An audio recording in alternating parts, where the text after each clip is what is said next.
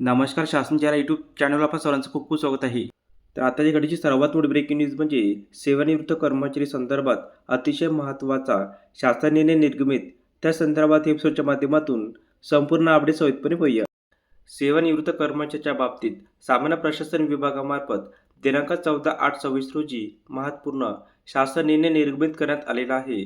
सदर शासन निर्णयानुसार नमूद करण्यात आले आहे की केंद्रीय नागरी सेवा नियम 2021 मधील नियम 68च्या धर्तीवर वित्त विभागाने दिनांक 3/6/26च्या शासन निर्णयानुसार निवृत्त शासकीय कर्मचाऱ्यांनी विहित मुदतीत शासकीय निवासस्थान रिक्त न केल्यास करावयाच्या कार्यवाहीबाबत सूचना निर्गमित केल्या आहे.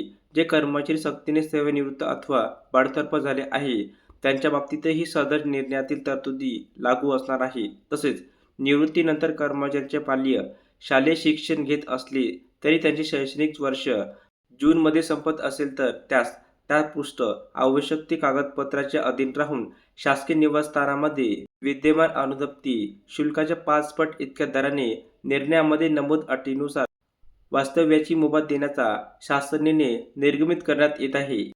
कर्मचारी माहे जानेवारी ते जून महिन्यात सेवानिवृत्त होत असेल तर त्यास त्या वर्षाच्या जून अखेरपर्यंत माहे शासकीय निवासस्थानात वास्तव्याची मुभा लागू असेल. तसेच एखाद्या कर्मचारी माहे जुलै ते डिसेंबर महिन्यात निवृत्त होत असेल व त्यास वर्षात जर त्याचे पाल्य शालेय शिक्षण घेत असल्यास त्यास कर्मचाऱ्यास पुढील कॅलेंडर वर्षाच्या जून अखेरपर्यंत वास्तव्याची मुभा असणार आहे. उदाहरणार्थ, एखादा कर्मचारी माहे जुलै ते डिसेंबर 26 मध्ये निवृत्त होत असेल तर त्यास दिनांक 30/6/27 पर्यंत वास्तव्याची मुभा असणार आहे. मात्र सदर कालावधी संपुष्टात आल्यावर शासकीय कर्मचाऱ्यांनी शासकीय निवासस्थान त्वरित रिक्त करणे आवश्यक राहील. अन्यथा दिनांक 3/6/26च्या शासन निर्णयानुसार कार्यवाही करण्यात येईल असे नमूद करण्यात आले आहे. धन्यवाद.